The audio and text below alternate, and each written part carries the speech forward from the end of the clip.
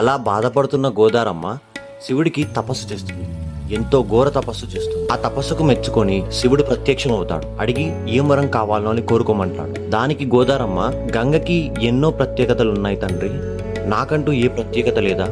గంగ దగ్గర కాశీపట్టణం సర్వపాపాలు తొలగించే శక్తి ఉంది, మరి నాకంటూ ఏ గుర్తింపు లేదా అని గోదారమ్మ శివుణ్ణి అడుగుద్ది. దానికి పరమేశ్వరుడు ఒక చిన్న నవ్వు నవ్వి, నీకు కూడా ఒక వరం ఇస్తాను అని అంటాడు. ఆ వరం ఏంటంటే, ఎవరైతే కాశీ వరకు నన్ను చేరుకోలేరో, తన హస్తికలు తన పాపాల్ని తొలగించుకోవడానికి గంగమ్మ దగ్గరికి రాలేకపోతున్నారో వాళ్ళు నీ దగ్గరికి వస్తారు. నీ చెంత వచ్చి వాళ్ళకున్న పాపాలని కడుగుతారు. అందుకు సాక్ష్యంగా నేను నీ ఒడ్డు పక్కన ఒక చిన్న లింగంలా ఉద్భవిస్తాను. దానికి పేరుగా వచ్చిందే శ్రీ కాళేశ్వరం. కాళేశ్వరంలో కూడా చాలా మంది భక్తులు తమ తమ పాపాలని తొలగించుకోవడానికి వచ్చి గోదావరి నదుల్లో స్నానాలు చేస్తారు. అలాగే ఎంతో మంది చనిపోయిన వాళ్ళ హస్తికల్ని కూడా కలిపి పిండ ప్రదానం కూడా చేస్తారు. ఇది శ్రీ కాళేశ్వరం ఆలయానికి ఉన్న చరిత్ర. ఇలాంటివి ఇంకా తెలుసుకోవాలనుకుంటే మీరు మాత్రం ఈ వీడియోకి లైక్ చేసి మా ఛానల్ని సబ్స్క్రైబ్ చేసుకోండి.